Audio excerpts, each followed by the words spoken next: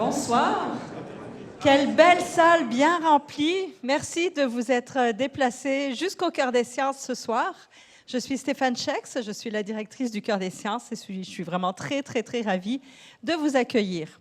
Aujourd'hui, c'est notre dernière conférence de l'année 2025 et on avait envie de finir les choses en beauté, on avait envie de vous émerveiller, de vous en mettre plein la vue. Alors, on a décidé d'inviter Nathalie Ouellette pour vous parler du télescope James Webb et des magnifiques dernières découvertes que les scientifiques ont pu faire ces derniers mois.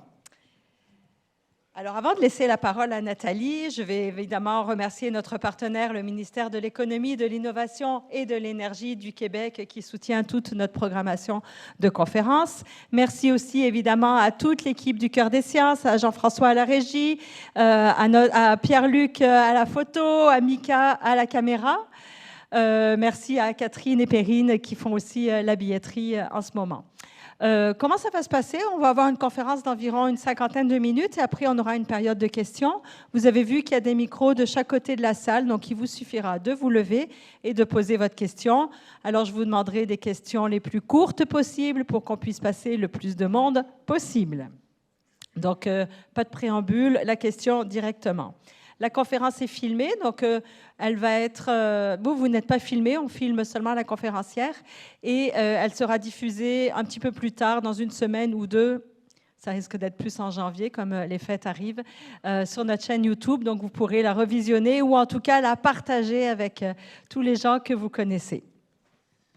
Alors, sans plus tarder, on va passer à la conférence. Nous sommes vraiment ravis de recevoir ce soir Nathalie Ouellette, qui est astrophysicienne. Elle est directrice adjointe de l'Institut Trottier de recherche sur les exoplanètes, l'IREX, à l'Université de Montréal. Elle est aussi la directrice adjointe de l'Observatoire du Mont Mégantic et elle est la scientifique chargée des communications au Canada pour le télescope spatial James Webb. C'est donc la personne qu'il vous faut ce soir. Je vous souhaite une belle conférence. Bonsoir, vous m'entendez bien? Parfait. Merci beaucoup de vous être déplacés ce soir. C'est toujours un plaisir pour moi de donner des conférences au grand public. Mais Cœur des Sciences, c'est vraiment un beau public. Et puis, je vais vous parler de mon chouchou, le télescope spatial James Webb. J'ai fait une conférence, ça fait presque exactement 3 ans, juste un peu après le début des opérations scientifiques du télescope. Qui était à cette conférence? Levez votre main. OK. Je vous aime quand même si vous n'étiez pas là. Inquiétez-vous pas. Mais ça m'aide à me calibrer un peu. Donc, il y a eu tellement de découvertes incroyables depuis seulement ces 3 ans-là. Je ne peux pas vous en parler toutes les découvertes, mais j'ai choisi certaines de mes préférées. Mais bien sûr, on va passer un peu à travers le télescope lui-même pour commencer. Donc, comme mentionné, moi, je suis astrophysicienne ou astronome et nous, on utilise la lumière pour étudier des objets très éloignés. C'est un peu une science particulière dans ce sens-là parce que nous, on n'a pas nos objets en laboratoire en général. Donc, on doit utiliser la lumière dans le spectre électromagnétique. Et donc, le spectre électromagnétique, c'est tous les types de lumière qui existent. Donc, bien sûr, on a la lumière visible, qui sont toutes les couleurs de l'arc-en-ciel que nous, on peut voir avec notre œil humain, mais il y a plein d'autres types de lumière qui sont invisibles à l'œil humain, dont la lumière infrarouge, la lumière ultraviolette, les rayons X, les rayons gamma, les ondes radio. Et juste parce que nous, on ne peut pas voir dans ces types de lumière, ça ne veut pas dire que l'univers ne nous chante pas de merveilleuses chansons dans ces types de lumière. Donc, on doit développer des instruments pour étudier ces lumières invisibles. On a un petit problème, par contre, qui est en fait un bénéfice pour les humains, c'est que nous, la plupart du temps, on est coincés sur la surface de la Terre, enveloppés par l'atmosphère protectrice de la Terre. C'est une bonne chose, en fait, parce que beaucoup de la lumière qui existe dans l'univers est très néfaste pour l'humain. Donc, ici, vous avez un diagramme qui montre la longueur d'onde sur l'axe horizontal et le plus de brun que vous voyez, le plus que l'atmosphère bloque ou absorbe ce type de lumière. Donc, vous avez vraiment la lumière qui est très énergétique du côté gauche. C'est les rayons gamma, les rayons X, les rayons ultraviolets. Vous voyez que c'est complètement bloqué. C'est une bonne chose parce que ça ne serait pas le fun de constamment se faire irradier par des rayons X, par exemple. On a 2 grandes fenêtres où l'atmosphère est transparente, la lumière visible, c'est sympathique pour nous parce qu'on peut voir autour de nous, et pour les ondes radio. Et ce n'est pas une coïncidence qu'on a développé notre télécommunication en utilisant ces ondes-là. Mais vous voyez, entre les deux, il y a la lumière infrarouge. Et ça, c'est un peu plus mitigé.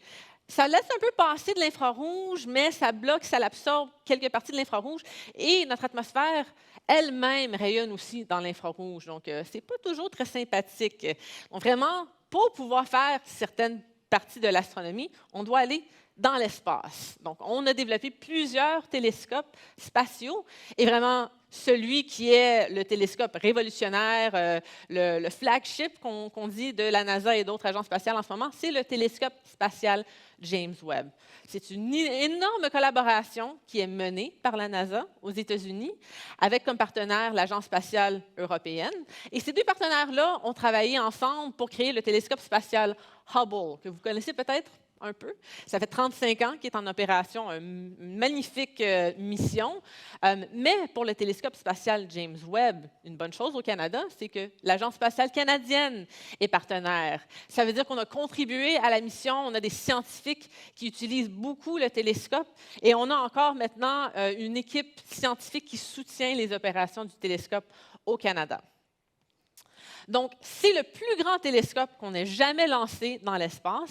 Et on peut parler de l'engin, vraiment le vaisseau du télescope qui est assez impressionnant. Mais lorsqu'on parle d'un télescope et vraiment de sa puissance, on parle de la grandeur de son miroir.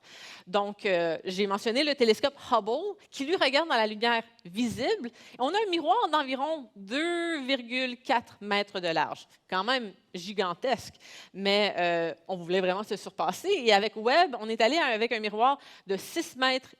Donc, vraiment, vraiment énorme. On a aussi d'autres télescopes qui sont dans l'infrarouge, comme le télescope Webb. Le télescope Spitzer, lui, c'était vraiment comme un peu un cousin infrarouge. Et lui avait un miroir de moins de 1 mètre, mais qui était quand même très performant. Il est maintenant à la retraite depuis 2018.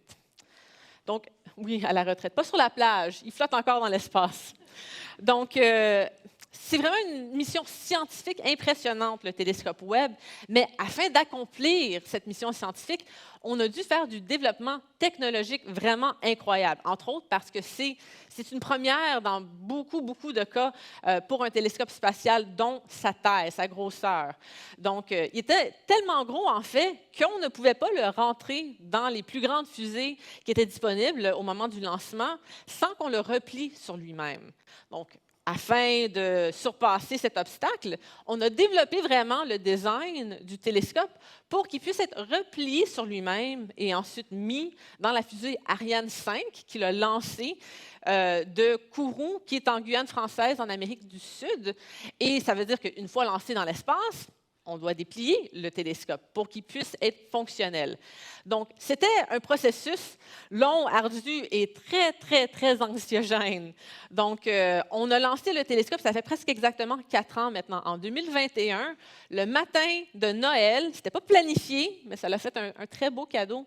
Ceci dit, je n'ai pas du tout dormi la nuit d'avant et je pense qu'on était plusieurs scientifiques à ne pas dormir avant le lancement du télescope. Et une fois lancé, on a vu la fusée, elle se démantèle autour et le télescope est en route vers sa destination finale en déploiement. Donc, c'est un processus de 14 jours qui n'est pas du tout simple. Plus de 300 mécanismes différents doivent être déployés afin de complètement ouvrir le télescope. Et encore une fois, c'est en mouvement. Donc, il se promène jusqu'à une distance finale de 1,5 million de kilomètres. Et une des parties qui était vraiment les plus stressantes, entre autres, c'est parce que c'était un des tests qui s'est pas toujours bien abouti quand on l'a fait en laboratoire. C'était le déploiement de son bouclier solaire que vous voyez maintenant. Donc, le télescope spatial James Webb, une des raisons pourquoi on l'a envoyé dans l'espace, c'est parce que c'est un télescope infrarouge. Et j'ai mentionné, l'atmosphère bloque et absorbe beaucoup de l'infrarouge. Ce qui veut dire qu'on devait le mettre dans l'espace. L'infrarouge est aussi très sensible à la chaleur. Donc, si on laissait tout simplement le télescope dans l'espace, des fois au soleil, ça voudrait dire que le miroir, les instruments seraient réchauffés et eux-mêmes commenceraient à rayonner dans l'infrarouge. Ça causerait sa propre pollution lumineuse. Donc, le bouclier doit toujours protéger le miroir et les instruments. Et de manière passive, ça peut refroidir le télescope à une température de moins 230 degrés Celsius environ. Donc, on devrait plus se plaindre peut-être de nos hivers ici à Montréal. Moins 230. Et un des instruments, c'est encore plus bas que ça, c'est moins 267 degrés Celsius. Donc, le bouclier solaire, très important, lui seul avait 132 mécanismes pour ouvrir complètement le bouclier solaire. On avait aussi le miroir gigantesque que j'ai mentionné, qui est composé de 18 segments hexagonaux recouverts d'or, parce que l'or réfléchit très bien l'infrarouge. Donc, après 14 jours, tout s'est bien passé en fin de compte. On l'avait surnommé le 14 jours de terreur, mais c'était vraiment un 14 jours de joie en fin de compte. Et un autre 2 semaines pour se rendre à sa destination finale, qui est autour d'un point qu'on appelle Lagrange 2 ou L2. Donc, les points de Lagrange, c'est des points dans le système gravitationnel entre le Soleil et la Terre, qui sont un peu comme des stationnements. Tu peux rester là, stationner là, sans utiliser beaucoup d'énergie. Donc, c'est une chose qu'on aime pour nos télescopes parce qu'on ne veut pas utiliser beaucoup de carburant pour garder les télescopes autour de ces points. Donc, ça se retrouve à 1,5 million de kilomètres en orbite autour de ce deuxième point de Lagrange. 1,5 million de kilomètres, c'est beaucoup plus loin qu'aucun humain ait déjà été. Donc, ça veut dire que si quelque chose ne fonctionne pas, on ne peut pas simplement envoyer un astronaute pour l'arranger. Tout doit être fait à distance. Donc, pourquoi est-ce qu'on veut étudier l'infrarouge? Il y a plein de raisons, en fait. Tous les types de lumière sont importants si on veut vraiment avoir un portrait global des phénomènes dans l'espace. Différents phénomènes rayonnent dans différents types de lumière. L'infrarouge, c'est très important pour, entre autres, étudier des planètes. Les planètes ont une température telle qu'elles rayonnent fortement dans l'infrarouge. La Terre rayonne dans l'infrarouge. Les exoplanètes, les planètes à l'extérieur du système solaire, aussi dans l'infrarouge. Notre Soleil rayonne beaucoup dans la lumière visible, mais le type d'étoile le plus commun, c'est plus un type d'étoile plus petit, plus froid, plus rouge, qui rayonne dans l'infrarouge. Il y a aussi des galaxies très, très, très lointaines que, par le temps que nous, on reçoit leur lumière, les galaxies sont dans l'infrarouge. Donc, il y a plein de types d'objets célestes qui doivent être étudiés dans l'infrarouge. Mais il y a un petit truc aussi avec l'infrarouge que je considère presque comme un tour de magie, et c'est qu'on peut l'utiliser pour voir à travers la poussière et le gaz dans l'espace. Donc ça, c'est un de mes objets préférés. Ça s'appelle les piliers d'accrétion. C'est une région de formation d'étoiles. Et la vie des étoiles a souvent des moments très poussiéreux, à leur naissance, à la fin de leur vie aussi. Et malheureusement, si on les regarde dans la lumière visible, on voit souvent la lumière qui est bloquée par la poussière et le gaz. Donc, c'est un objet magnifique, mais caché dans cette poussière et ce gaz sont plusieurs étoiles naissantes et on aimerait vraiment voir les mécanismes par lesquels ces étoiles naissent. Mais avec l'infrarouge, c'est un tour de magie, c'est comme des rayons X, mais pour l'espace. Les rayons X, on peut voir notre squelette à travers notre peau. Avec l'infrarouge, on peut voir à travers cette poussière et ce gaz. Donc, maintenant, avec le télescope Webb, on dévoile une panoplie de nouvelles étoiles dans l'arrière-plan, mais aussi à l'intérieur des piliers de la création où se créent ces nouvelles étoiles. Donc, c'est vraiment la puissance de la lumière infrarouge. Donc, j'ai mentionné le Canada, on est un des partenaires dans la mission du télescope spatial James Webb. On a une contribution très importante, on a un instrument double. Donc, c'est vraiment le premier instrument qui a été envoyé à la NASA parce qu'on est au cœur de la boîte d'instruments. Tous les autres instruments se sont empilés sur nous. Donc, ça a été livré à la NASA en 2012. Et donc, c'est assez petit. C'est la petite partie en or que vous voyez au centre. C'est environ la taille d'un lave-vaisselle. Donc, sur le dessus, on a ce qu'on appelle le FGS pour Fine Guidance Sensor.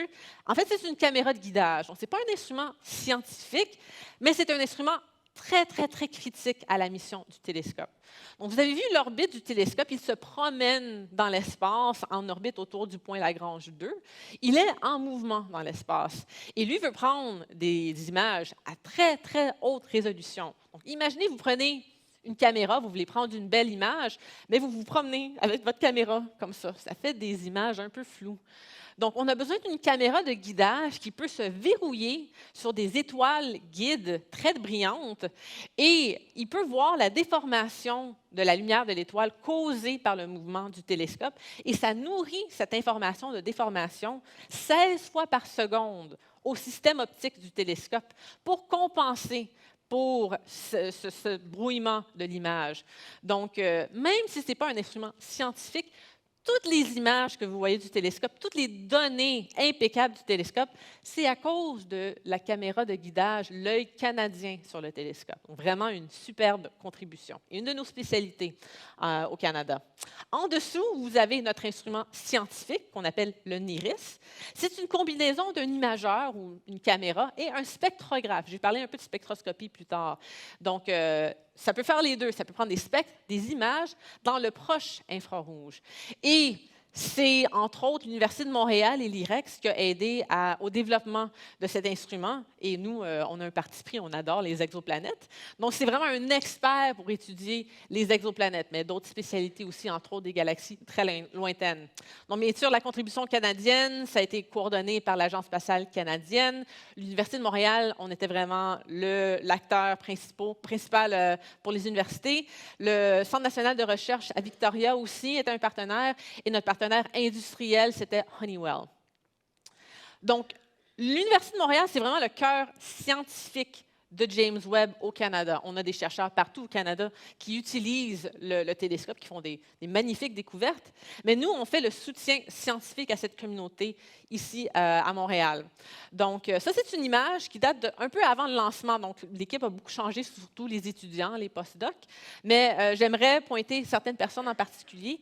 René Doyon, qui est notre chef, c'est le scientifique du projet. C'est lui qui a vraiment mené l'instrument canadien sur le télescope Webb depuis maintenant plusieurs décennies. Puis il n'arrête pas de dire qu'il va prendre sa retraite bientôt, mais il y a toujours des nouveaux projets qui l'excitent. Donc, en tout cas, nous, on espère qu'il ne va pas prendre sa retraite bientôt. C'est aussi le directeur de l'Observatoire du Mont Mégantic et de l'IREX. On a aussi Loïc Albert, qui est un de nos chercheurs, et c'est le scientifique de l'instrument NIRIS. Il travaille beaucoup avec deux autres chercheurs, Étienne Artigot et Neil Cook. Et avant, bien sûr, il travaillait beaucoup sur l'instrument lui-même, le développement de l'instrument. Mais maintenant que l'instrument est livré, ils ne peuvent pas aller dans l'espace, bien sûr, pour travailler sur l'instrument. Maintenant, vraiment, leur focus, c'est de créer des algorithmes qu'on appelle des pipelines, des pipelines, pour faire la réduction et l'analyse des données de l'instrument canadien. Donc, on prend des données, mais maintenant, on veut en extraire la science. Et ce n'est pas toujours très simple. Surtout qu'il y a certaines technologies, certains modes d'observation sur l'instrument où c'est des nouveautés. On n'a jamais pris ce genre de données avant. Donc, ils travaillent très, très fort pour justement trouver la meilleure manière pour extraire la science des données du télescope James Webb. Je peux aussi mentionner Jean Dupuis, qui est le scientifique de la mission à l'Agence spatiale canadienne. Donc, lui, ça fait plusieurs décennies aussi qu'il travaille sur l'équipe James Webb. Donc, j'ai parlé beaucoup du développement, de la technologie du télescope. Maintenant, la magnifique science qu'on peut faire avec ce télescope. Et une des choses que j'adore du télescope spatial James Webb, c'est si c'était un médecin, ça serait un médecin de famille. Il doit être bon dans tout, essentiellement. Certains télescopes ont vraiment des missions pointées sur certains types d'objets. Ils sont experts en détection d'exoplanètes ou étudier des étoiles, le mouvement des étoiles. Mais James Webb est bon pour faire tout, ce qui veut dire qu'il peut servir à la communauté internationale astronomique complètement pour n'importe quel type d'astronome. Donc, on peut catégoriser ces objectifs scientifiques en 4 grandes catégories. En premier lieu, il y a les mondes extraterrestres. Donc, ça peut inclure des mondes dans notre système solaire, mais aussi à l'extérieur de notre système solaire, les exoplanètes. Et je vais vous parler énormément d'exoplanètes parce que, bien sûr, je suis à l'IREX et aussi, il y a plein de belles découvertes exoplanètes.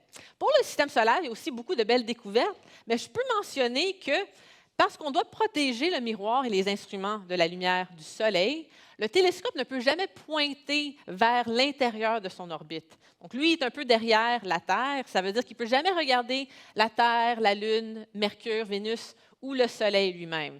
Mais il peut regarder vers l'extérieur. Donc, Mars et toutes les autres planètes à l'extérieur, ça, c'est correct. Il peut étudier ces objets-là. Et il a fait beaucoup de belles découvertes pour ces objets.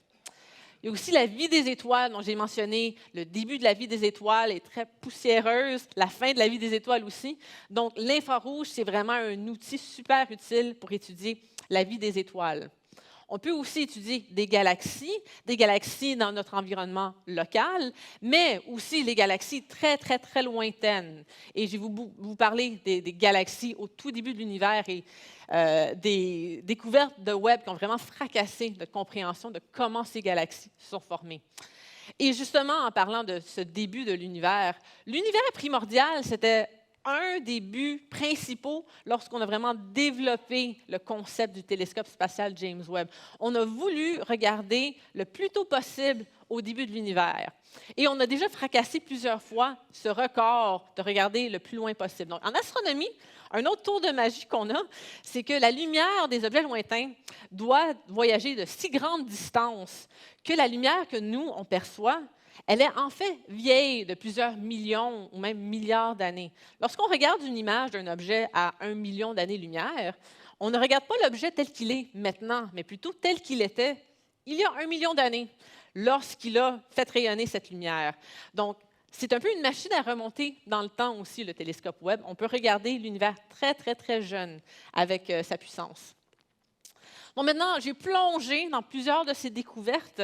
Comme j'ai mentionné, il a fait des centaines de découvertes déjà. Il y a des articles scientifiques qui sortent à tous les jours. Donc ça, c'est seulement quelques-uns de mes préférés. Mais je vais vous donner un lien à la fin si vous voulez en savoir plus avec toutes les découvertes qui sont sorties en communiqué de presse. Donc, j'ai commencé dans le système solaire. Bien sûr, il y a eu des belles images, des belles découvertes reliées aux planètes dans notre système solaire, surtout les géantes gazeuses. Mais je voulais m'attarder sur quelques objets un peu plus atypiques, dont ce système d'astéroïdes binaires. Donc, dans l'année 2022, peut-être que vous avez entendu parler de la mission DART de la NASA. Donc, on veut planifier pour la possibilité de se faire attaquer par un astéroïde sur la Terre. On se dit que ce serait une bonne idée d'avoir un plan de secours si jamais ça l'arrivait. Demander aux dinosaures, peut-être qu'eux auraient aimé ça, avoir un plan de secours pour un astéroïde. Donc, on voulait voir si on pouvait percuter un astéroïde pour changer sa trajectoire. Donc, la NASA a fait ce test en 2022. Ils ont trouvé un système binaire d'astéroïdes qui s'appelle Didymos et Dimorphos. Donc, ils ont pris un petit satellite, un vaisseau. Ils ont frappé le petit astéroïde qui tournait autour du gros astéroïde pour voir s'ils étaient capables de changer sa trajectoire. Et lorsque c'est arrivé, tous les télescopes sur la Terre, dans l'espace, se sont braqués sur cet objet pour voir l'effet, justement, de cet impact. Donc, vous avez ici une image prise par le télescope Hubble, une autre par Webb, et vous voyez tous les jets que vous voyez sortir de l'image. C'est vraiment l'éjection de matériel qui est sorti de l'astéroïde qui a été frappé. Et un succès aurait voulu dire que la période de l'orbite aurait changé d'au moins 73 secondes. Donc, ça prend 12 heures environ pour que le petit astéroïde fasse un tour autour du gros. Initialement, c'était 12 heures. On a été capable de rapetisser ce chiffre, de le ralentir, ou plutôt de l'accélérer. Et maintenant, ça prend environ 11h30 pour que l'astéroïde fasse un tour. Donc, on a baissé la période de l'orbite de 32 minutes. Donc, ça, c'est 25 fois plus que le niveau qu'on disait, OK, la mission est un succès. Donc, c'était un énorme succès. Mais c'était un grand défi pour le télescope Webb parce que lui a vraiment été conçu pour étudier des objets très lointains.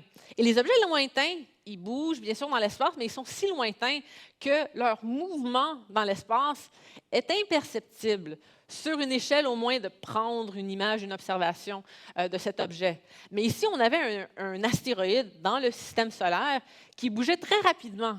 Donc, le télescope n'avait pas vraiment une fonction pour faire ça. Mais on ne voulait pas perdre cette opportunité d'observer un impact d'astéroïde comme ça. Donc, les ingénieurs ont dû trouver une manière de changer la vitesse, le taux de suivi du télescope, et ils ont été capables de faire suivre le télescope cet astéroïde, et c'était un taux de suivi qui était 3 fois plus élevé que le taux de suivi programmés dans le télescope. À cause qu'ils ont fait ce test, ils ont vu qu'ils ont été capables de le faire. Donc maintenant, lorsque les scientifiques, les astronomes demandent du temps sur le télescope, on peut leur offrir un taux de suivi plus rapide. Donc en faisant ce genre de test, on peut même pousser ce qu'on pense que le télescope peut faire et offrir plus d'options à nos scientifiques. Un autre objet un peu inhabituel qu'on a pu observer avec le télescope Webb, c'est ce visiteur interstellaire qui s'appelle 3I Atlas. Donc, maintenant, on est rendu au point où on peut détecter certains objets dans notre système solaire qui ne viennent pas de notre système solaire. On appelle ça des objets interstellaires. Donc, ils proviennent d'autres systèmes solaires et ils sont temporairement attirés par le Soleil. Donc, ils font le tour du Soleil et puis ils repartent de l'autre côté. Donc, on les perd de vue. Donc, ça, c'est seulement le 3e visiteur interstellaire qu'on a pu observer. C'est pour ça qu'on l'appelle 3I. Atlas, c'est le nom du télescope qui l'a découvert. Donc, on l'a découvert le 1er juillet. Et ça a eu énormément d'attention médiatique depuis. Certains propos sont très pseudo-scientifiques, si vous avez suivi ça. Mais en fait, on a été capable de déterminer, entre autres, que c'est une comète, pas un astéroïde, parce qu'on peut voir vraiment sa queue cométaire. Le plus qu'il se rapprochait du Soleil, le plus qu'on voyait une queue se sublimer de la comète. Donc, il a fait son passage le plus près du Soleil à la fin du mois d'octobre. Et on a fait plein de belles observations. Encore une fois, tous les télescopes sur la Terre, dans le ciel, dans l'espace, se sont braqués à un moment donné sur cet objet. Donc, ça, c'est une belle image prise par le télescope Hubble. Et on a été capable d'estimer sa taille. C'est entre 1,5 km et 5,5 km de large. Donc, vous voyez, c'est une fourchette énorme dans sa grandeur, mais c'est parce que c'est difficile de déterminer la taille d'une comète, parce qu'on ne peut pas facilement voir son noyau. La queue vraiment domine toute l'image.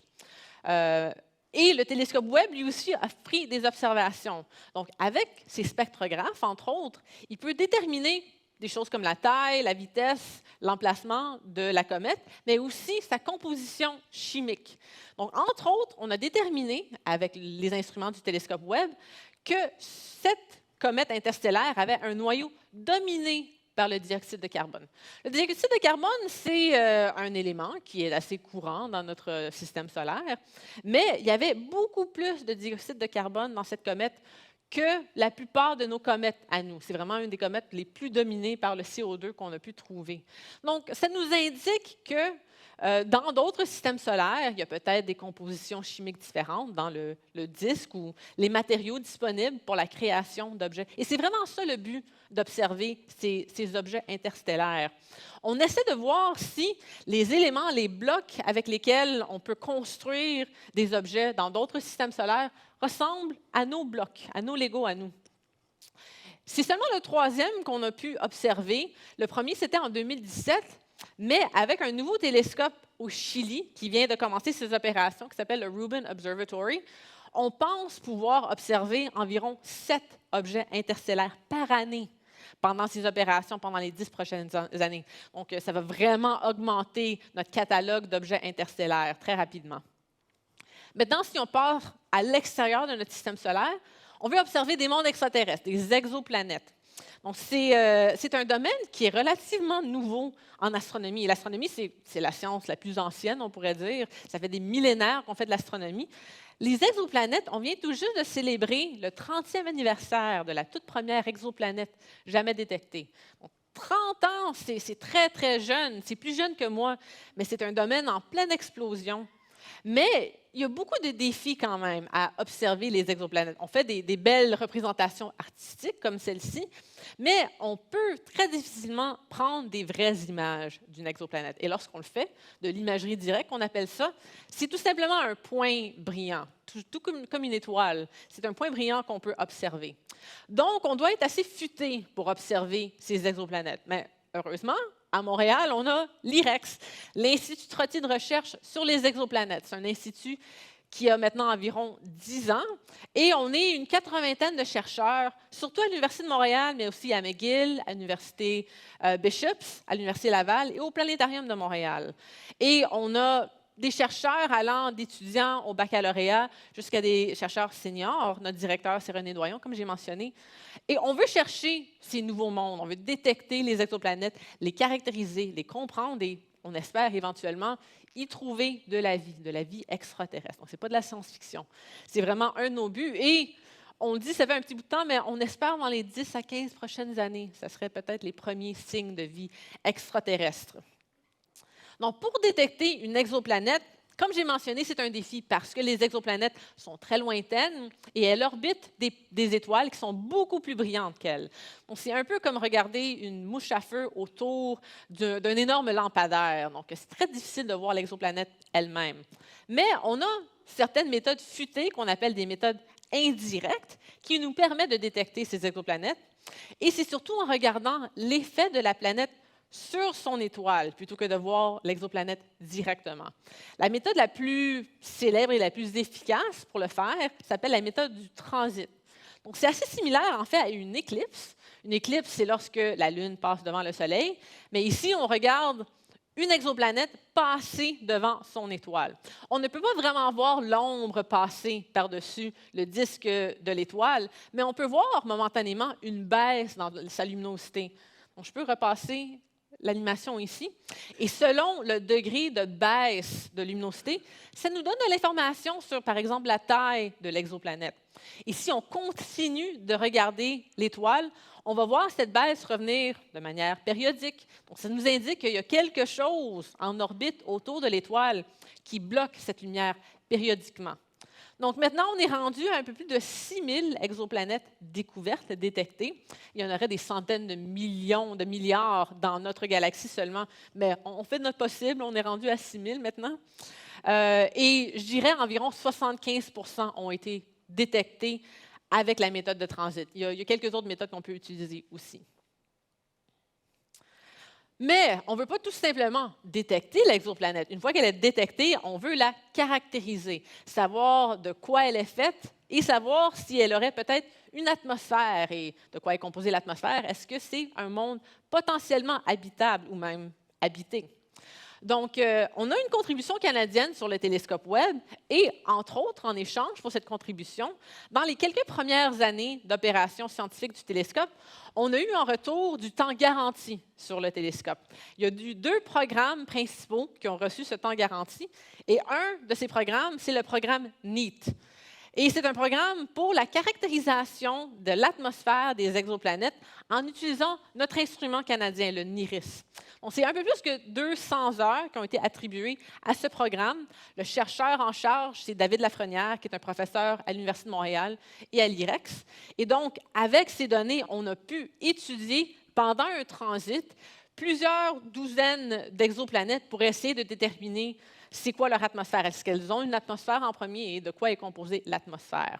Mais comment est-ce qu'on peut étudier l'atmosphère d'une exoplanète à des douzaines ou des centaines d'années-lumière quand on ne peut même pas observer l'exoplanète elle-même? Maintenant, c'est en utilisant la magie de la spectroscopie. Je réalise que je dis souvent que l'astronomie, c'est magique. C'est encore magique pour moi, même si je suis astronome. Donc, la spectroscopie, souvent, on dit qu'une image vaut 1000 mots, mais en science, on dit qu'un spectre vaut 1000 images. C'est vraiment très, très riche en termes de déterminer des caractéristiques comme la composition chimique, l'âge, la distance, la vitesse d'objets lointains. Donc, on prend la lumière blanche mélangée, par exemple, du Soleil, on le passe à travers un instrument. Ici, on a un prisme. Dans notre télescope, on a des spectrographes. Et ensuite, la lumière, elle est diffractée ou réfractée selon l'instrument qu'on utilise, et on voit toutes les couleurs composantes dans la lumière blanche mélangée, un arc-en-ciel. On peut le faire avec la lumière blanche du Soleil, mais on peut aussi le faire avec la lumière infrarouge. On voit toutes les couleurs infrarouges en utilisant la spectroscopie. Et ici, on a un spectre, justement, d'une étoile, notre étoile à nous. Donc, on a toutes les couleurs de l'arc-en-ciel du Soleil, mais vous voyez peut-être quelques petites lignes noires parsemées à travers ce spectre. Et ça, c'est parce que la lumière du cœur du Soleil passe à travers l'atmosphère du Soleil, qu'on appelle la photosphère, qui contient certaines molécules.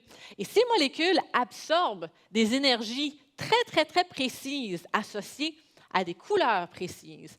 Ça veut dire que toutes les petites lignes noires que vous voyez, en fait, c'est comme une empreinte digitale ou un code barre qui nous indique c'est quoi la formule chimique de l'atmosphère du Soleil dans ce cas-ci.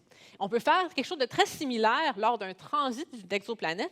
Lorsque l'exoplanète passe devant son étoile, la partie opaque bloque la lumière, mais si elle a une atmosphère, la lumière de l'étoile peut passer à travers cette atmosphère transparente ou translucide et certaines couleurs spécifiques vont être absorbées par les molécules dans l'atmosphère de l'exoplanète. Et on se retrouve avec justement un code barre extraterrestre comme celui-ci qui nous indique c'est quoi les éléments, les molécules dans l'atmosphère de l'exoplanète. Et on fait ça à des douzaines, des centaines d'années-lumière. Et l'instrument NIRISS, entre autres, l'instrument canadien sur Webb, est un des meilleurs instruments, outils pour faire ce genre d'études. Donc, un des systèmes les plus célèbres pour les exoplanètes, qui nous a beaucoup intrigués très longtemps, c'est le système TRAPPIST-1. Il s'agit de 7 exoplanètes qui sont assez semblables à la Terre. Elles ont des tailles, des masses assez semblables à la Terre, mais elles orbitent une étoile beaucoup plus petite que le Soleil. Donc, ça veut dire que si on veut qu'elles aient une chaleur, une énergie comparable à ce que nous, on a du Soleil sur la Terre, on doit vraiment rapprocher ces planètes de son étoile. Et donc, c'est vraiment ce qu'on peut appeler, c'est comme une canette de sardines, en fait, ce système-là. Les 7 exoplanètes sont si rapprochées de leur étoile qu'on peut tout rentrer à l'intérieur de l'orbite de Mercure. C'est très, très, très entassé. Et une des raisons pourquoi c'est un système qui était très prometteur très longtemps, c'est parce que 3 ou même peut-être 4 de ces exoplanètes seraient dans ce qu'on appelle la zone habitable du système. Zone habitable, ça peut être un peu confondant comme titre. Ça peut laisser entendre qu'il y a de la vie, mais c'est un peu plus complexe que ça, ou plus mitigé, je devrais dire. C'est tout simplement la région, la distance d'une étoile où, si on avait de l'eau liquide sur une planète, elle pourrait être en état liquide. Donc, ça veut dire que ce n'est pas trop chaud pour qu'elle se vaporise, ce n'est pas trop froid pour qu'elle se gèle, mais ça n'indique pas qu'il y a nécessairement de l'eau ou que c'est un monde habitable ou habité. Mais c'est tout simplement une nomenclature qu'on a utilisée. Mais déjà, c'est un premier indice pour dire que peut-être c'est un monde intriguant pour trouver de la vie extraterrestre. Donc, bien sûr, lorsqu'on a eu les premières données du télescope Webb, tout le monde voulait braquer le télescope sur ce système, surtout sur les planètes dans la zone habitable pour voir est-ce qu'elles ont une atmosphère, est-ce qu'il y a de l'eau liquide, est-ce qu'il y a même des signes de vie, ce qu'on appelle des biosignatures. On a découvert très rapidement que l'astronomie, c'est un peu plus complexe que ça, malheureusement. Et entre autres, c'est parce qu'on peut très difficilement étudier une planète directement, comme j'ai mentionné. Le signal d'une exoplanète est très mélangé avec le signal de son étoile. Donc, on a un dicton en astronomie qui dit « Connais ton étoile, connais ta planète ». Donc, on doit absolument caractériser, bien comprendre l'activité, le comportement de l'étoile parent d'un système avant de pouvoir dire avec certitude qu'est-ce qui se passe avec son étoile. Et pour le système TRAPPIST-1, malheureusement, ce n'est pas une étoile sage comme notre Soleil. Elle est très active, elle a souvent des éruptions à sa surface et des taches stellaires, par exemple. Donc, on peut avoir des moments où, lorsque la planète passe devant son étoile, on peut deviner, elle peut passer devant une de ces taches stellaires. Et ça donne une signature un peu étrange. On le voit ici. On a une petite bosse juste en bas du creux du transit de l'exoplanète. Et si on ne sait pas, ici c'est facile, on voit la tache stellaire, mais on n'a pas ce visuel-là en astronomie. Donc, perdu dans le bruit, on peut avoir ces signatures d'une tache stellaire, par exemple, et on doit essayer de modéliser qu'est-ce qui peut causer ce bruit et déterminer est-ce que c'est à cause de l'activité stellaire ou est-ce que c'est parce que c'est quelque chose dans l'atmosphère de l'exoplanète qui donne cette signature-là. On peut aussi avoir des éruptions stellaires. Donc, ici, on avait un petit pic à cause de la tache. On peut avoir des énormes pics à cause d'une énorme éruption stellaire dans l'étoile. Donc, si on ne comprend pas le comportement de l'étoile, on peut perdre les vrais signaux de l'étoile dans les signaux fantômes, les vrais signaux de l'exoplanète, pardon, dans les signaux fantômes de l'étoile. Donc, c'est assez complexe. On a eu d'autres belles découvertes, même à l'extérieur de TRAPPIST-1. TRAPPIST-1 a été très difficile parce qu'on a beaucoup étudié les exoplanètes dans ce système et à date, on n'a pas trouvé de signes d'atmosphère. Ça ne veut pas dire qu'il y a avec certitude aucune atmosphère, mais ça veut dire que l'atmosphère, s'il y en a, ce serait une atmosphère plus mince, donc plus difficile à détecter. Donc, on a encore besoin de plus de données. Mais on a aussi parfois des exoplanètes qui sont très différentes de la Terre. On appelle ça des Jupiters chaudes. Donc, c'est des géantes gazeuses qui sont très, très proches de leur étoile. Et ça, c'est un tout nouveau résultat qui est sorti la semaine passée pour une Jupiter chaude qui s'appelle WASP 121b. Donc, les Jupiters chaudes, c'est un peu un mystère, mais en même temps, la toute première exoplanète jamais détectée était une Jupiter chaude. Donc, imaginez une géante gazeuse comme Jupiter, on la rapproche de son étoile, on penserait que la radiation, l'énergie de l'étoile ferait évaporer son atmosphère. Elle ne pourrait pas demeurer une géante gazeuse. Mais, ceci dit, on trouve plein de ces Jupiters chaudes-là. Donc, peut-être que c'est un processus plus lent, cette photoévaporation, et on peut maintenant étudier cette perte d'atmosphère en temps réel sur ces mondes-là. Donc, WASP 121b, c'est un système assez extrême. La planète se retrouve 40 fois plus proche de son étoile que la Terre l'est du Soleil. Et une des choses fantastiques pour cette planète, c'est qu'on a pu observer avec Webb plus qu'une orbite complète de la planète autour de son étoile. Donc, ça prend 30 heures pour faire une orbite au complet. On l'a observé pendant 37 heures. Et ce qu'on a trouvé, en fait, c'est qu'elle perdait son atmosphère, mais de manière vraiment spectaculaire. Donc, elle perd son atmosphère avec 2 queues d'hélium, une devant son orbite, une derrière elle. Et la queue d'hélium fait 60 de son orbite au complet. Donc, on voit que oui, ces Jupiters chaudes peuvent exister, mais elles perdent quand même leur atmosphère. Donc, peut-être qu'éventuellement, elles vont se faire évaporer et rapetisser et devenir un autre type de planète. J'ai mentionné qu'avec TRAPPIST-1, qui sont des mondes qui ressemblent à la Terre, on n'a pas encore trouvé de preuves d'atmosphère. Mais maintenant, tout récemment, on pense avoir trouvé une preuve, la première preuve en fait, d'une atmosphère autour d'une planète rocheuse. Ça, c'est très difficile à faire. Cependant, si vous vous dites, OK, c'est ça, ça y est, on a trouvé une atmosphère autour d'un monde habitable, c'est malheureusement pas le cas parce que cette planète qu'on nomme TOI 561b, c'est ce qu'on appelle une planète de lave. Donc, une planète de lave, on n'égalise pas vraiment ça avec un monde habitable. Il s'agit d'un monde encore plus extrême que WASP 121b. Celle-ci est 40 fois plus proche de son étoile que Mercure l'est du Soleil. Ça prend 11 heures pour qu'elle fasse le tour de son étoile. Elle a une température à sa surface de près de 2000 degrés Celsius. Donc, sa surface est recouverte de lave, de magma en fusion. Mais, étrangement, on semblerait avoir trouvé une preuve concrète d'une atmosphère autour de cette planète. Donc, comment est-ce qu'on peut savoir ça? C'est en utilisant la spectroscopie, encore une fois. Donc, ici, on utilise pas le spectrographe canadien, mais un autre qui s'appelle NIRSPEC. Et on peut regarder les données du télescope qui sont en blanc. Ici, les points blancs que vous voyez dans le bas de l'image, ça, c'est les données du télescope, les vraies données observationnelles. Les lignes colorées que vous voyez, ça, c'est ce qu'on appelle des modèles. Donc, on peut dire à un ordinateur, imagine une planète avec une atmosphère comme la Terre. De quoi aurait l'air ce spectre? Et ça te dessine une ligne avec des vagues. Et ça, c'est vraiment le modèle pour ce scénario-là, une planète comme la Terre. Donc, on a 3 modèles ici. La ligne blanche au haut, c'est pour une planète qui est simplement une roche nue avec aucune atmosphère. Donc, c'est une ligne assez plate tout le long du spectre. Dans la ligne violette, ça, c'est un scénario où on a une planète rocheuse avec une mince atmosphère qui est de la roche vaporisée, un peu comme l'exosphère qui existe autour de Mercure.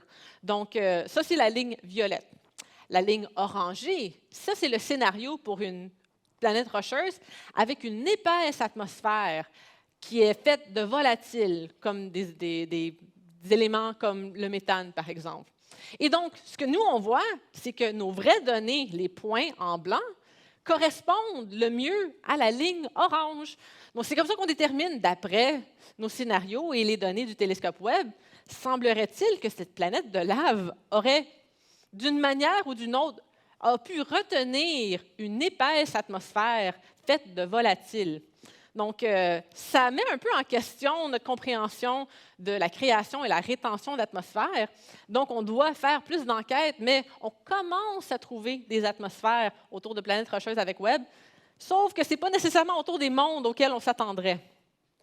Si on pense maintenant plus au monde habitable, ça, c'est la planète K2-18b. Et elle a fait beaucoup les manchettes cette année et les années d'avant parce que c'est une planète océan-candidate.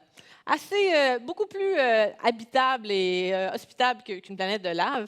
Elle serait potentiellement recouverte d'une couche d'eau liquide. Mais ça, c'est mitigé. Certaines équipes pensent que ce serait plutôt ce qu'on appelle une sous-Neptune, donc il y aurait une couche gazeuse, une atmosphère gazeuse autour d'elle. Donc ça, c'est une représentation artistique. Maintenant, on veut voir, bien sûr, le spectre. Le spectre nous donne des informations scientifiques.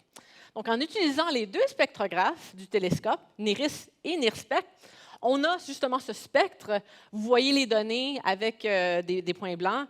On a le modèle dans la ligne bleue.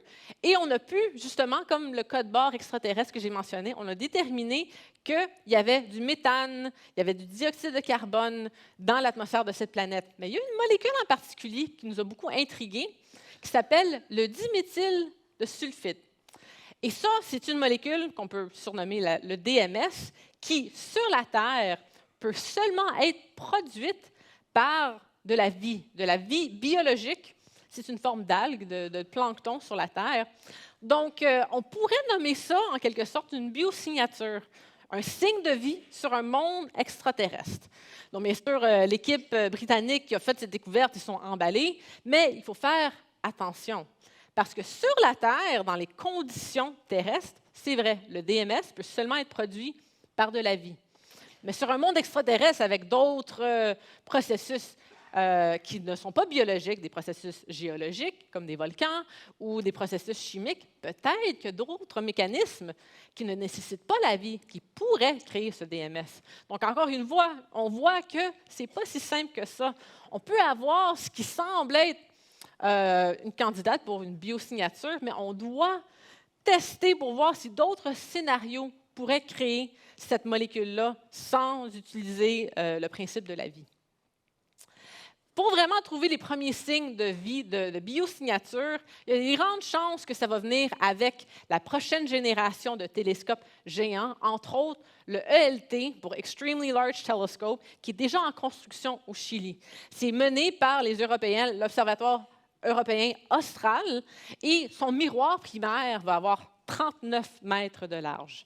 Donc, pour vous donner une indication, les plus gros miroirs dans la lumière visible en ce moment sur la Terre sont un peu plus que 10 mètres. Donc là, on va faire un énorme pas vers l'avant. C'est presque 800 segments qui bâtissent ce miroir ensemble. Et lui va être assez sensible pour détecter des biosignatures autour de planètes rocheuses semblables à la Terre. Le télescope Webb est un peu limite. C'est possible, mais il faudrait mettre énormément de ressources du télescope Webb pour le faire. Et nous, à l'Université de Montréal, on espère mener une contribution canadienne au spectrographe Andes qui va être sur le télescope. Donc, la première lumière va être en 2029. Il est en construction au Chili maintenant. Donc, ça va être une grande avancée. Il va pouvoir jouer en concert avec le télescope Webb pour trouver justement ces biosignatures. Si on passe maintenant aux étoiles, j'ai mentionné le télescope Webb avec ses pouvoirs, sa puissance infrarouge.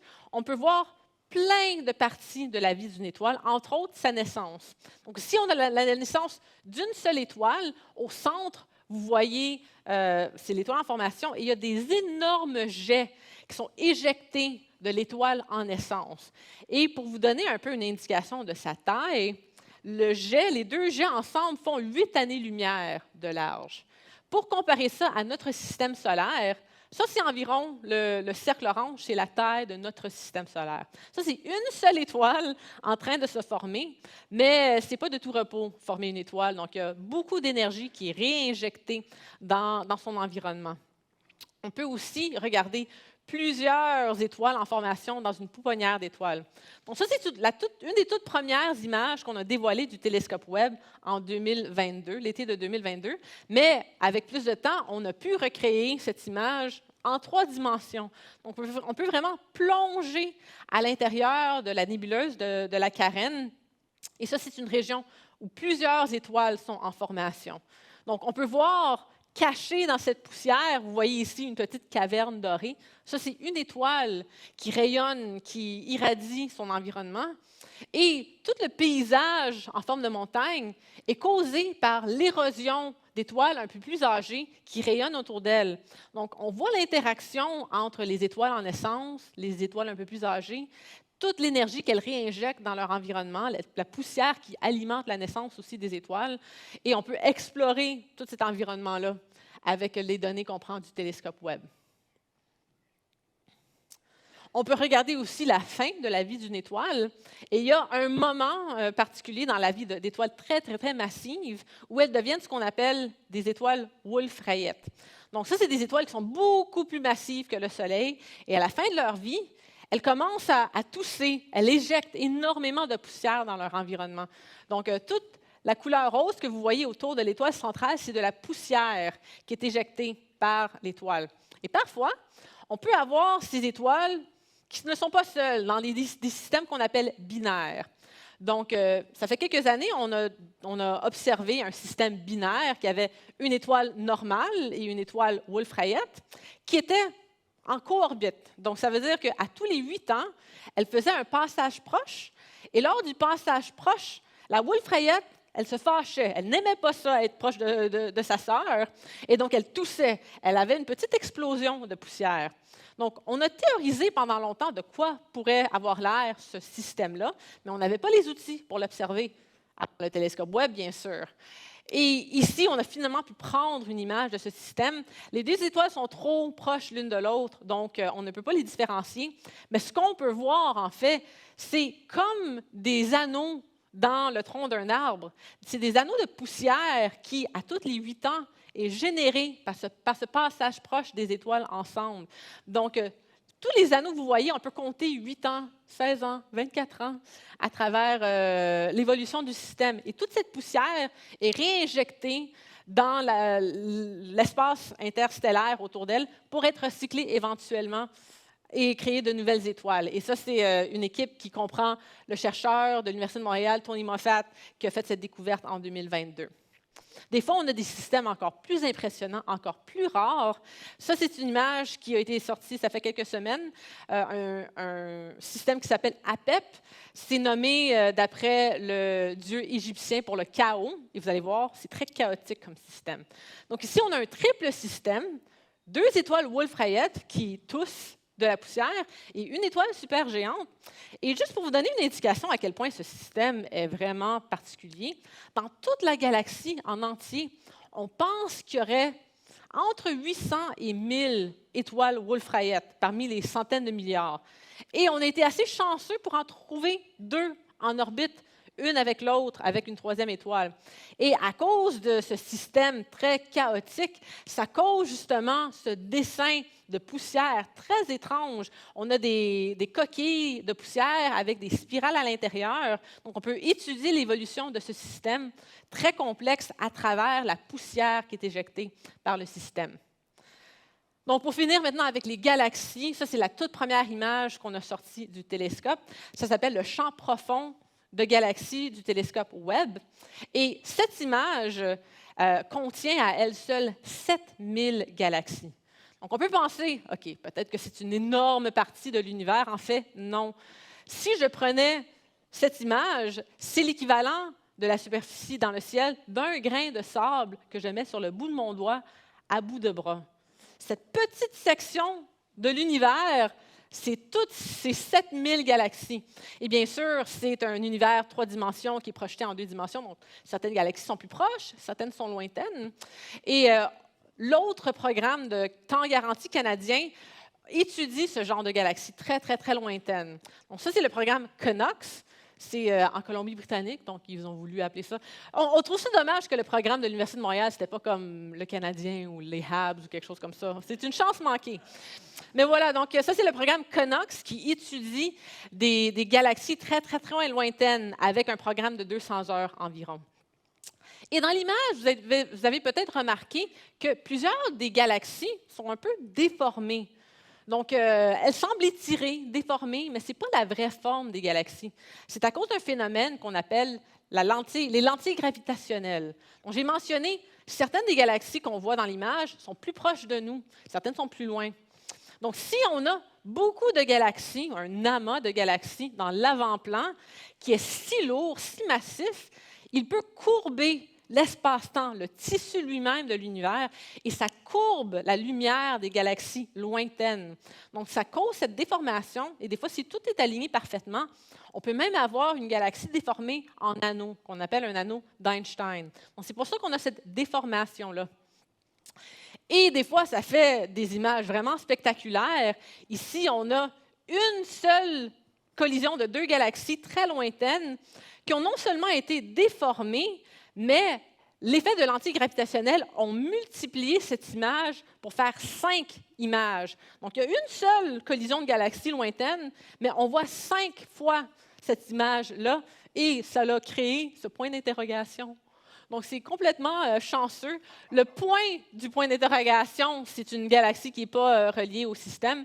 Mais voilà, nous, on pose des questions. Apparemment, l'univers aussi pose des questions.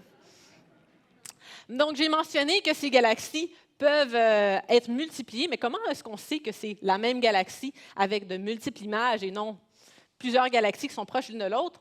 Encore une fois, c'est par la magie de la spectroscopie. Donc, ici, on a trouvé justement une galaxie lointaine qui a été imagée multiples fois. On prend un spectre, cette empreinte digitale de la galaxie à travers un spectre, et on peut voir le spectre d'éléments spécifiques. Et en comparant les deux, on voit que les deux galaxies, les deux images, ont la même empreinte digitale. Donc, ça veut dire que ce n'est pas deux galaxies distinctes, c'est la même galaxie imagée plusieurs fois. Donc, encore une fois, avec la spectroscopie, on peut déterminer ça. Donc, avec le télescope Webb, on a pu prendre des images et étudier plein de galaxies. En fait, on a pu prendre des images de tellement de galaxies que ça nous cause problème maintenant.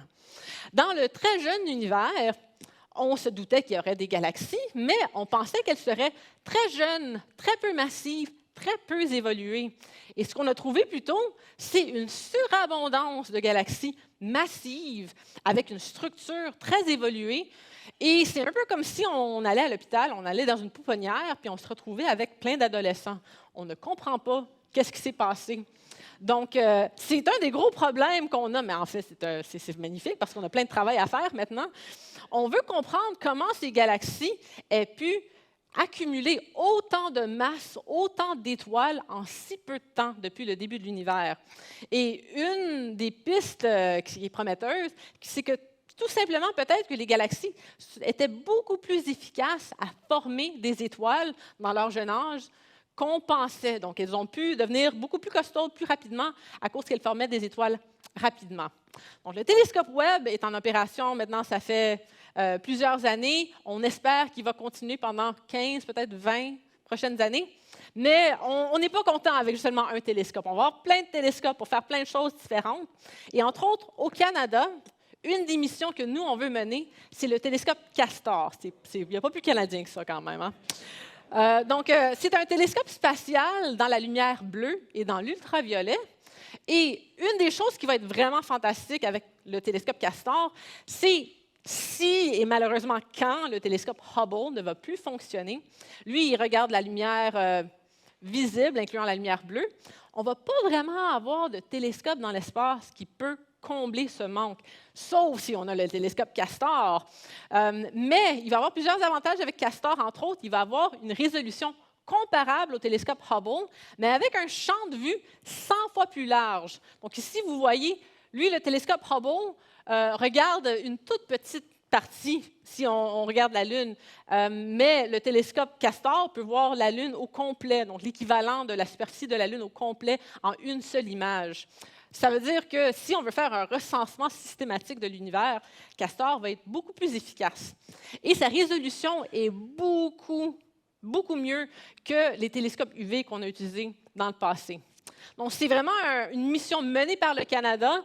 On veut que ça soit financé. Si vous avez des amis qui ont, vous avez plein d'argent, mais si vous connaissez, par exemple, vos députés, c'est quelque chose sur lequel on travaille très, très fort. On veut qu'il y ait une ligne budgétaire dans le budget canadien pour que cette mission puisse être lancée. On a des partenaires au Royaume-Uni, aux États-Unis, en Asie, qui sont très intéressés de participer.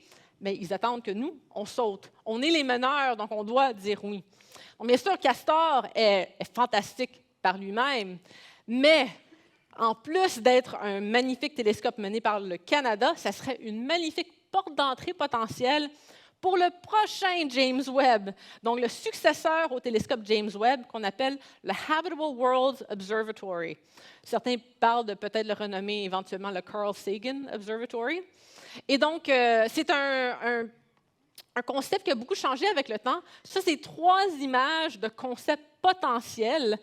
On parle d'un télescope avec un miroir comparable à James Webb, peut-être un peu plus gros. Et une des missions principales du télescope, c'est d'identifier et d'imager 25 mondes potentiellement habitables. Il va y avoir plein d'autres missions scientifiques, bien sûr. Mais c'est pour ça qu'on l'a appelé le Habitable World Observatory. Donc, un miroir de 6 à 8 mètres environ. Et lui pourrait opérer dans l'ultraviolet, dans le visible et l'infrarouge simultanément. Donc, il serait très, très efficace pour faire toutes sortes d'astronomie. Donc, il y aurait une combinaison de caméras, de spectrographes, de coronographes où on bloque l'image, la lumière d'un objet central très brillant comme une étoile pour observer, par exemple, des planètes autour d'une étoile. Et parce qu'il y a une spécialisation dans l'ultraviolet et que Castor serait un télescope dans l'ultraviolet, le développement technologique qu'on ferait pour Castor pourrait être une contribution éventuelle du Canada pour le Habitable Worlds Observatory. Je suis contente, bien sûr, qu'on fait partie de James Webb, mais moi, j'en veux plus. Je ne suis pas prête à prendre ma retraite, moi. Donc, je veux que le Canada participe aux prochaines missions aussi. Donc, grâce à notre expertise dans l'ultraviolet et aussi la coronographie, on pourrait participer. Le lancement est prévu pour les années 2040, donc on a encore du temps pour préparer, mais dans les prochaines années, ça va se décider c'est qui les partenaires.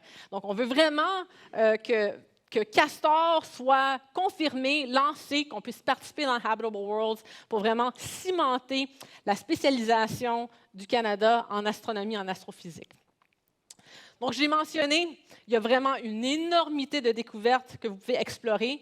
Si ça vous intéresse, vous pouvez aller en ligne sur ce site web, webtelescope.org. Toutes les images prises par le télescope et toutes les découvertes y sont. Si vous cherchez un fond d'écran, c'est comme vraiment la bonne place pour aller.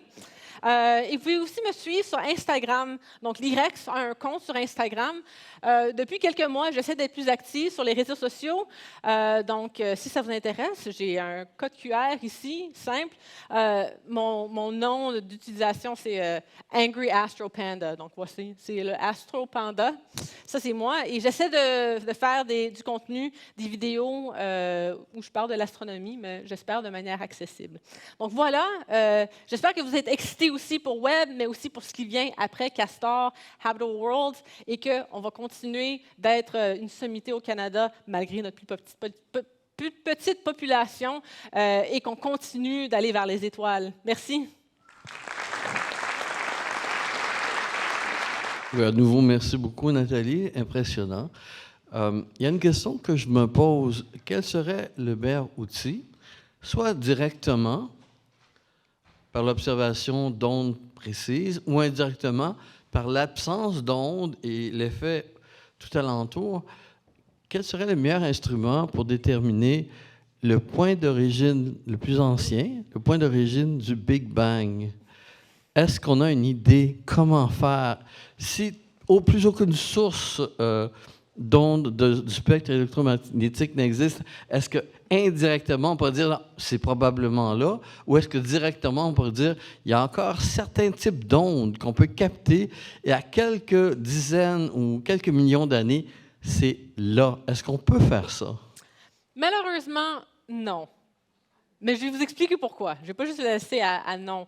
Et donc, c'est entre autres parce que À un moment donné, dans l'histoire de l'univers, il y a eu un moment qui s'appelle l'inflation, où l'univers était en expansion avec une vitesse plus rapide que la vitesse de la lumière. Ça semble casser la physique, là, mais ça ne casse pas la physique, je vous rassure.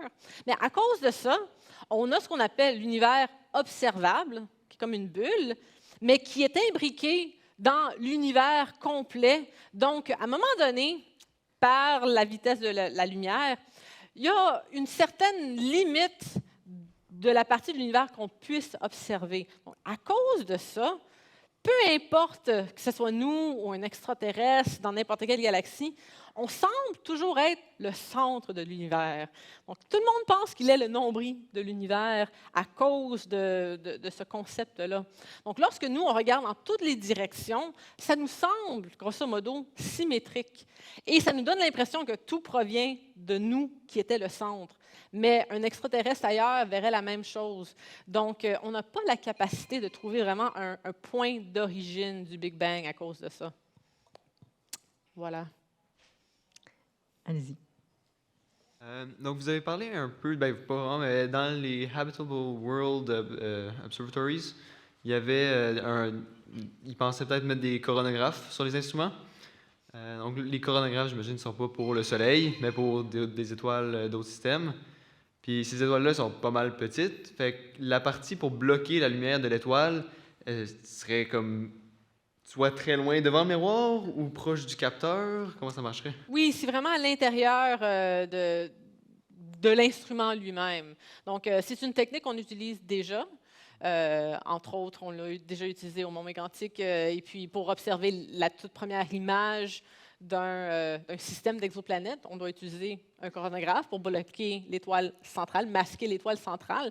Ceci dit, il y a un concept, pas nécessairement pour le Habitable World, mais un concept pour un télescope éventuellement, où on aurait un écran solaire qui pourrait stellaire en fait, un masque, qui pourrait se déployer dans l'espace. Donc, on aurait le télescope ici avec ses instruments et on aurait un masque qui pourrait comme s'ouvrir comme un éventail et vraiment être un masque à l'extérieur. Donc, c'est un concept qui est en étude par des agences comme la NASA, mais pour Habitable Worlds, le coronographe serait à l'intérieur de l'instrument. Merci. Merci pour votre passion contaminante. Il y a 3 ans, vous étiez contaminante. Je trouve que vous avez encore augmenté votre contamination ce soir. Moi, j'ai lu dernièrement un article peut-être sur les exoplanètes qui était peut-être scientifique ou peut-être scientifique à sensation sur l'exoplanète TWA7 et 7b qui était à 30 années-lumière de nous autres et qui avait exploré, puis il voyait très bien donc la grosseur de l'exoplanète, il voyait très bien l'atmosphère qui contenait du CO2, qui contenait du méthane, la gravité, il allait sur la possibilité qu'il y ait une vie, mais pas une vie comme ici, sur cette exoplanète-là. Je ne sais pas si c'était à sensation. Est-ce que vous savez c'est quoi le type? Il y en a 6000 quand même, exoplanètes. J'essaie de bien en connaître quelques-unes, mais je ne les connais pas toutes. Donc, c'est quoi le nom? TWA7 et 7b, son étoile. Est-ce que vous savez si c'est une planète rocheuse ou une géante gazeuse? C'était pas gazeux. Pardon? C'était pas gazeux. OK. D'abord, j'ai l'impression que c'est vraiment la sensation parce que l'observation d'une atmosphère autour d'une exoplanète rocheuse, la planète de lave, c'est nos premières vraies preuves concrètes que ça peut être le cas. On les cherche ardemment, ces atmosphères autour de planètes rocheuses, mais on ne les a pas trouvées encore. C'est très difficile. Donc, je pense que c'est à ce moment-là. On parlait de force gravitationnelle. On parlait que pour... On peut estimer la gravité parce que avec la méthode du transit, on peut estimer la grosseur de la planète. Avec une autre méthode qu'on appelle la méthode de vitesse radiale, on peut estimer la masse. Donc, lorsqu'on a la taille et la masse, on peut dire c'est quoi la densité. La densité nous parle de ses gravités. Donc, c'est toutes des caractéristiques qu'on peut estimer sur ces planètes. Mais quelle est une atmosphère, par contre, ça, je penserais que non, parce que la planète de lave, c'est vraiment la première où on a des preuves concrètes. Bonsoir, merci beaucoup pour la conférence très, très, très instructive et fascinante. Je me posais une question par rapport aux exoplanètes qu'on découvre et dont la composition parfois peut être un peu décevante, comme cette, par exemple, planète remplie de lave. Est-ce qu'il est possible surtout sur la base de ce qu'on connaît de l'évolution de notre propre planète depuis ses débuts. Est-ce qu'on est capable d'utiliser ces informations pour essayer de modéliser et anticiper comment ces exoplanètes peuvent évoluer à travers le temps et devenir ou non habitables, étant donné que les images qu'on en reçoit nous renseignent surtout sur la façon dont elles étaient il y a plusieurs millions, voire milliards d'années. Mais pour savoir comment elles sont maintenant, voire plus tard, est-ce qu'il y a des modèles qui permettent de le savoir? Certainement, la science planétaire, où on étudie la Terre et les autres planètes du système solaire, recoupe beaucoup la science des exoplanètes. On a par exemple le professeur Nick Cowan, qui est un membre de l'IREX et à l'Université McGill, qui est conjointement dans le département des sciences de la Terre et planétaire et d'astronomie. Donc, on peut en effet regarder les différentes périodes ou époques des planètes dans notre système solaire et essayer de trouver des analogues. Dans les exoplanètes, il y a des personnes qui étudient l'intérieur potentiel, les plaques tectoniques, vraiment en détail surprenant des exoplanètes. Mais c'est vrai, c'est des planètes qu'on voit de loin. Donc, il y a beaucoup d'inférences qu'on doit faire, des suppositions, mais ça se recoupe énormément et avec nos données de plus en plus haute résolution avec des instruments de meilleure qualité, on peut commencer à avoir ce degré d'information. Comme par exemple, dans les dernières semaines, derniers mois, on a eu sorti plusieurs résultats où on parle de cartes météorologiques autour de ces planètes. Donc, on peut commencer à parler de climat. On veut vraiment traiter ces mondes comme des mondes tridimensionnels. Pas tout simplement, ça c'est un point qui a cette masse et cette taille et cette composition. On peut dire, OK, il y a vraiment un côté nuit, un côté jour, avec des températures différentes et un mouvement de vent qui va d'un côté, d'un hémisphère à l'autre. Donc, on veut vraiment les traiter comme des objets tridimensionnels et on commence à être capable de faire ça. Oui, bonjour.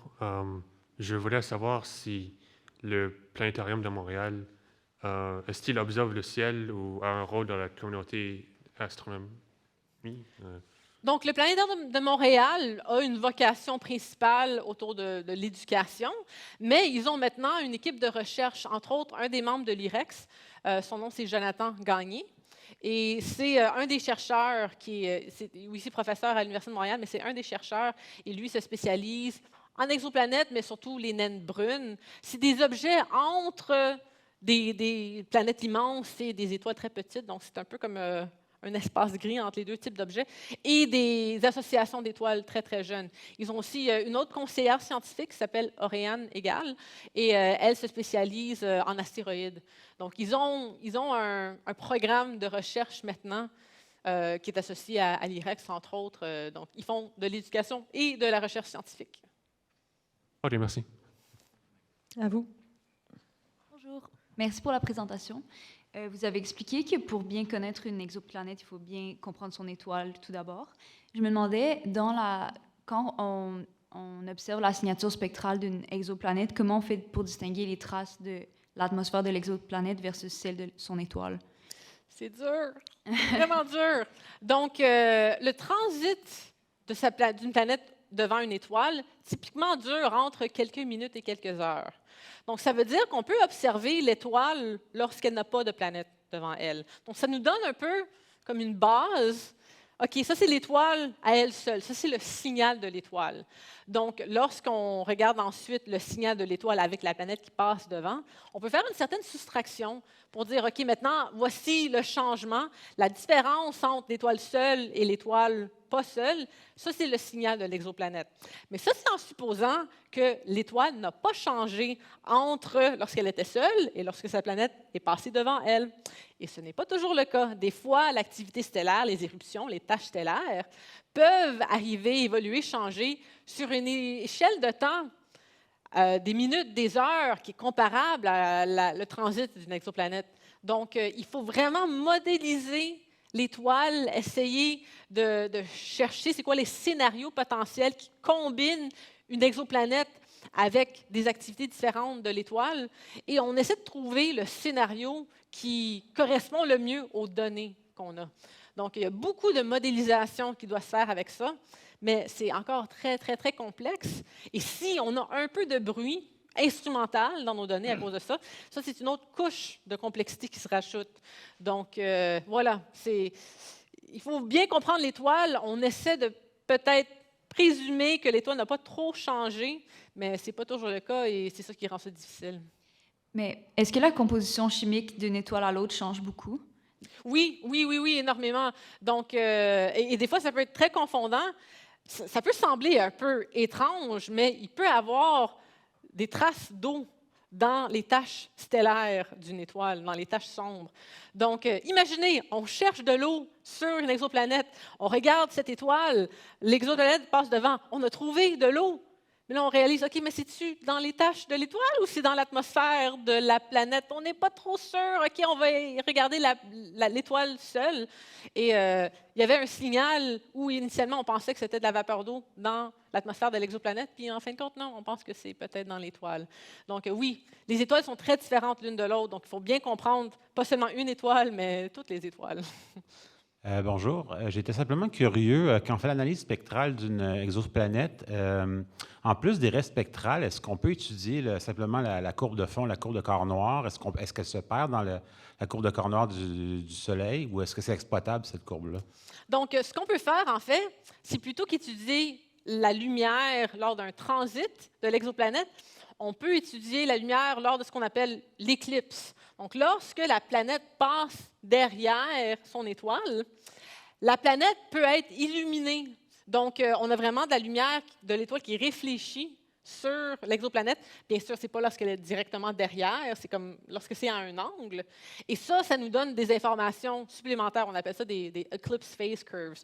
Donc, ce n'est pas seulement lors d'un transit. On peut avoir d'autres informations de la lumière qui est rayonnée directement sur la planète. Donc, il y a des moments différents lors de l'orbite de l'exoplanète qui nous donnent des informations différentes. Merci beaucoup. Oui, moi, c'est au sujet des vieilles galaxies. J'aimerais savoir c'est quoi, à quel âge avait l'univers pour la plus vieille galaxie qu'on a observée avec Webb. Deuxièmement, j'aimerais savoir leur forme. Est-ce que ça pouvait sans doute pas être elliptique, mais je me demande c'est quoi ou... Donc, pour l'âge de l'univers, l'univers était jeune, les galaxies étaient jeunes, mais on regarde très, très loin. Avec le télescope Webb, on était capable de remonter dans le temps à environ 250 millions d'années après le début de l'univers. Ça semble long, bien sûr, 250 millions d'années, mais si on prenait toute l'histoire de l'univers, qui est presque 14 milliards d'années, on le mettait sur un calendrier. Nous, l'ère moderne, on est à la toute fin, le 31 décembre. Ça veut dire que le télescope Webb peut regarder en arrière dans le temps jusqu'au 6 janvier environ, donc presque toute l'année au complet. Donc, on peut reculer quand même beaucoup dans le temps et on pense que les toutes premières galaxies, ça serait environ à cette époque-là. Pour leur forme, on pense que on pensait que ça allait être des petites galaxies avec pas une forme, une structure très, très, très marquée. Bien sûr, elles sont très, très, très lointaines. Donc, typiquement, les galaxies ont l'air de ça. Donc, c'est des blobs, c'est des amas ensemble. Mais des fois, lorsqu'on voit les galaxies qui sont surprenamment massives, on peut même voir des petits nœuds où des étoiles sont en formation ou des débuts de bras spiraux. C'est ça qui nous a surpris. On était comme, oh mon Dieu, OK, on est capable de voir ce genre de structure. Numéro 1, wow, le télescope est vraiment bon. Numéro 2, ces galaxies-là sont beaucoup plus évoluées qu'on pensait qu'elles allaient l'être dans l'univers primordial. Mais majoritairement, c'est des blobs. Est-ce que c'est possible qu'une explication, ce serait que l'univers soit plus vieux qu'on pense? C'est une bonne théorie et certaines personnes ont avancé cette théorie, mais le problème, c'est qu'on a beaucoup d'autres preuves qui nous indiquent que l'univers a environ 13,8 milliards d'années. Il faudrait trouver d'autres explications pour toutes ces autres preuves pour utiliser l'argument que l'univers est plus vieux. Merci beaucoup. Monsieur? Bonsoir. C'est bien que vous ayez cette image-là. Donc, moi, j'ai cru comprendre que la cosmologie, telle qu'elle a été conçue jusqu'à maintenant, était un peu en crise avec ces découvertes-là, les galaxies massives, les éléments chimiques. Est-ce que vous pouvez nous en parler rapidement, puis nous dire quelles sont les pistes pour soulever la crise? Oui, donc, en effet, ces galaxies qui sont surabondantes, qui sont trop massives, trop évoluées, dans le très jeune univers fait partie de cette crise. Il y a aussi en cosmologie ce qu'on appelle la crise de la constante de Hubble. Donc, dans l'univers, on a quelques constantes qui, on aimerait penser, sont restées constantes à travers l'univers, et c'est ça qui dicte un peu le modèle standard de la cosmologie, de la physique de l'univers. Mais une des manières qu'on peut décrire ce modèle-là, c'est en utilisant ce qu'on appelle la constante de Hubble. Ça parle de l'expansion de l'univers et la vitesse et l'accélération de cette expansion. Et il y a différentes manières qu'on peut mesurer la constante de Hubble. Il y en a qui sont des manières qui sont plus directes avec l'univers local autour de nous, en regardant des supernovas qui explosent dans des galaxies assez rapprochées et voir c'est quoi la vitesse de distanciation de ces galaxies de nous. Mais on peut aussi étudier l'arrière-plan dans les micro-ondes. C'est comme le rayonnement fossile du Big Bang. Donc ça, c'est une autre manière de le faire. Et pendant très longtemps, les deux types de mesures avaient des incertitudes telles que, même si ce n'était pas exactement un match, on disait, OK, c'est assez proche, ça se recoupe dans l'incertitude. Mais maintenant, nos instruments sont rendus tellement bons que l'incertitude s'est ratissée, mais les deux méthodes nous donnent quand même des mesures différentes. Pour vous donner une indication, je ne vais pas vous dire les unités, là, mais comme une mesure nous donne une constante de 67 environ, l'autre de 73 environ, mais l'incertitude est comme moins que quelques pourcents. Donc, il y a comme quand même un gros espacement. Et là, on se dit, OK, est-ce qu'il y a un problème avec nos instruments, nos expériences? Qu'est-ce qui se passe? Peut-être, en fait, la réponse est que la constante de Hubble n'est pas vraiment constante. Peut-être qu'elle aurait évolué, elle aurait changé à travers l'histoire de l'univers. Et l'énergie noire, c'est une composante là-dedans aussi qui serait une piste de solution. Donc, oui, il y a un peu une crise de cosmologie en ce moment, mais ça fait plus de travail à faire. Monsieur. Jusqu'à date, est-ce que le télescope James Webb a apporté des nouveautés en ce qui concerne la matière noire? Donc, pour la matière noire, c'est comme cette matière invisible qui agit à travers la force de la gravité, mais qui ne peut pas absorber, réfléchir ou émettre de la lumière. Et donc, en astronomie, on observe beaucoup l'effet de la matière noire dans les galaxies. Donc, c'est un peu comme le mortier. Dans une galaxie, les étoiles, c'est les briques et ça garde la galaxie ensemble. Donc, on peut mesurer le mouvement des étoiles, par exemple, avec le télescope Webb, pour comprendre la matière noire. On est capable de mieux cerner les proportions de matière noire à l'intérieur des galaxies. À ma connaissance, il n'y a pas vraiment eu de grandes révolutions, de grandes découvertes qui ont bouleversé vraiment notre compréhension de la matière noire. L'astronomie, c'est très utile pour essayer de donner des contraintes sur la nature de la matière noire. Mais vraiment, je dirais, pour la matière noire, ce qui va faire une grosse différence, c'est les détecteurs sur Terre, mais surtout sous la Terre, qui, eux, cherchent à faire une détection directe d'une particule de matière noire. Au Canada, on a par exemple des expériences dans une mine de nickel à 2 km sous la Terre, à Sudbury, dans un laboratoire qui s'appelle le Snow Lab. Et eux cherchent à vraiment détecter une particule de matière noire. Ça va être la grande avancée. On a différentes théories du type de particule que ça pourrait être. Et donc, on a différentes expériences qui cherchent ces types de particules. Et on aurait, OK, ce n'est pas dans ce régime d'énergie, ce n'est pas dans ce type de particules. On essaie de vraiment balayer tout l'espace de possibilités pour trouver c'est quoi cette particule. Ça va être vraiment ça, je pense, l'avancée pour la matière noire. Merci. Je me demandais ce qui vous fait dire qu'on espère trouver des traces de vie extraterrestre d'ici 10 à 15 ans? Sauf juste l'espoir romantique, scientifique en moi. Parce qu'on savait qu'avec Webb, on aurait un instrument inouï pour caractériser les exoplanètes. Donc, on a déjà fait beaucoup de belles découvertes avec le télescope Hubble. Par exemple, les toutes premières détections de vapeur d'eau dans la zone habitable, où on se dit, OK, il y a probablement de l'eau liquide là-bas.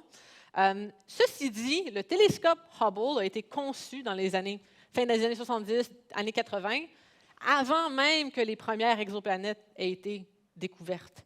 Donc, on a été capable d'utiliser les instruments sur Hubble qui n'étaient pas conçus pour étudier les exoplanètes. Webb a été conçu dans les années 2000, où on était déjà dans le vif de l'action avec le domaine des exoplanètes. Donc, les instruments ont été conçus avec les exoplanètes en tête. Donc, on savait qu'on serait capable de caractériser ces planètes au moins.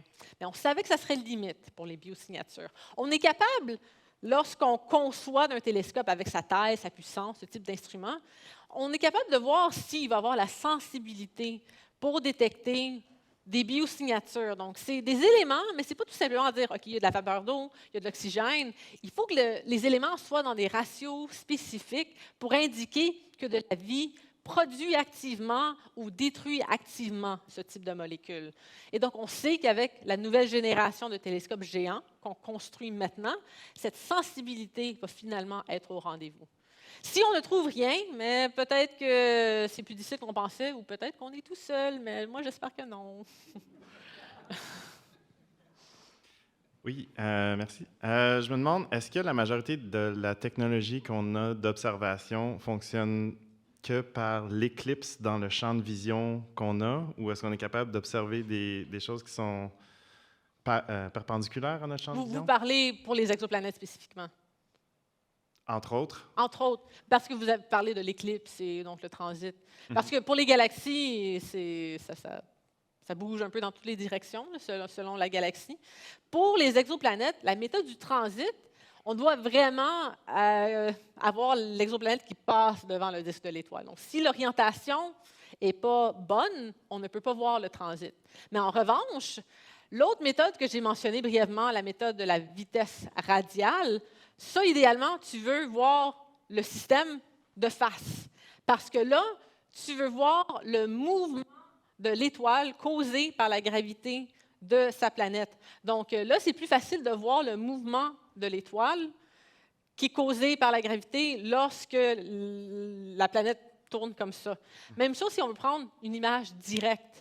Pour prendre une vraie image, je n'ai pas de photo ici, mais une image d'une exoplanète, d'un système d'exoplanètes, on veut que ce soit de face, on bloque l'étoile centrale, et idéalement, les planètes sont très, très grosses et très éloignées de leurs étoiles. Donc, différentes méthodes de détection et d'études, ça rime bien avec différentes orientations du système.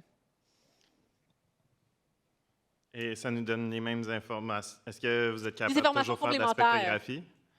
Pardon? Est-ce que vous êtes toujours capable de faire genre de la spectrographie puis tout ça quand c'est de face? Oui, on a toujours les spectrographes peuvent étudier la lumière dans n'importe quelle orientation, sauf que la méthode du transit, elle ne peut pas nous donner, par exemple, la masse. On doit vraiment voir l'effet gravitationnel d'une planète sur son étoile, donc le mouvement de l'étoile, pour déterminer la masse d'une exoplanète. Donc, on a besoin que l'orientation soit telle qu'on peut voir un peu cette méthode de vitesse radiale. Donc, toute méthode ne donne pas tout paramètre.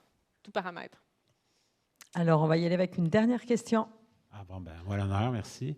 J'espère qu'elle ne sera pas trop ennuyeuse. La question, c'est simplement, vous avez mentionné que les ingénieurs de JAWEB ont trouvé une façon de tripler le taux d'échantillonnage, ce qui est avantageux, entre autres, pour observer des objets dans le système solaire. Mm-hmm. Est-ce que vous pouvez... je me demandais, il doit y avoir un compromis à tripler le taux d'échantillonnage, par exemple, sur la résolution des images? Ou Non, typiquement, la résolution, elle demeure très bonne, mais c'est pas vraiment un compromis, mais un autre défi qu'on a si on utilise, si on fait des observations d'objets dans le système solaire, c'est typiquement, surtout lorsqu'on parle de planètes, ces planètes sont beaucoup plus brillantes que, par exemple, une exoplanète lointaine ou une galaxie lointaine. Et donc, à ce moment-là, on ne peut pas tout simplement garder notre détecteur ou notre caméra ouverte pour accumuler des photons pendant plusieurs minutes, plusieurs heures. Sinon, ça va saturer le détecteur. Donc, il y a des compromis à faire de ce côté-là où on doit prendre plusieurs images, pour pas que ça sature le détecteur, et ensuite accumuler les images en post-production, en quelque sorte. Donc, c'est pas simple observer les objets dans le système solaire. Webb a vraiment été conçu beaucoup avec les objets plus lointains en tête. Merci beaucoup. Alors, merci beaucoup, Nathalie. Merci à vous. Merci beaucoup à vous tous d'être venus ce soir.